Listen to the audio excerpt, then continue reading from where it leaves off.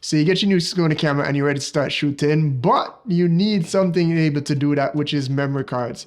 And it can be a little bit confusing if this is your first time doing it, because especially on some of the newer Sony cameras, you have all these different file formats that you could choose from, but not every single memory card is good for it. So in this video, I'm going to tell you my 2 recommendations for memory cards for your Sony camera there, and we're going to try and break that down in 3 minutes because it's a Thursday and we do a thing called 3-Minute Thursday here. Let's get into it.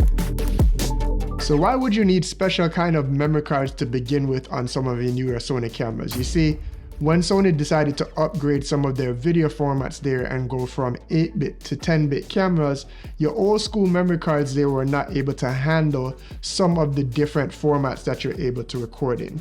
Basically, the different formats that you're able to shoot in is some compressed version at some frame rate there. So for example, I have the A7S III here. You're gonna have like either all intra or you're gonna have these different HS/compressed modes there. For some people, depending on their editing computer, they might want to take advantage of something like an all intra codec there, because it's a lot easier to edit on your editing machine there as opposed to some of the more compressed formats there.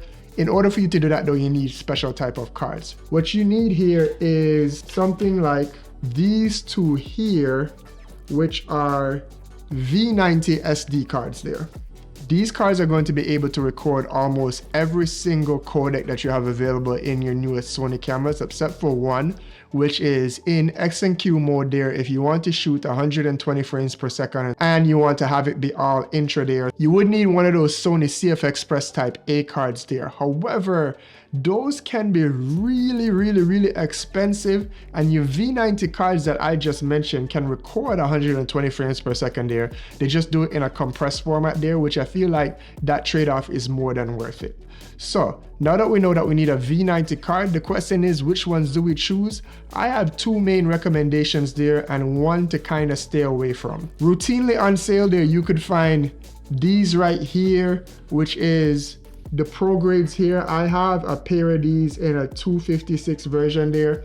They're pretty cool there. And then the old school trusted brand there took a while to come around to have official V90 cards, but those are from Sandisk there. Sandisk is pretty amazing there as well, and they also have V90 cards. Those are the 2 that I would personally recommend there. Links are down below. However, a lot of times you will see Lexar being on sale. I personally has never used a Lexar card, but whenever it is that I'm on any online forum and somebody's talking about memory cards crashing on them, far too often it is a Lexar memory card there. I don't mean to bash anybody's product, but I've heard enough horror stories from different people, and the overwhelming feedback from all those user forums are always Lexar cards are something you want to stay away from. So if you do value the footage and you don't want to use it there, I would stay with some of the more trusted brands there, which are the 2 I just recommended there, Sandisk and Prograde there. So again there, I don't want to take up a whole bunch of time. Links will be down below. Those are affiliate links there. That helps to give a smart kickback to the channel, which allows me to keep making content like this for you. If it is that you do have a Sony camera there, I do have a video coming up here on a guide to Sony cameras there. So if you haven't chosen a Sony camera, or if you're in the market for a new one, or if you're looking for cinematic settings for any Sony camera here, click this video right here and I'll see you over there in the next one. Big up yourself. Peace.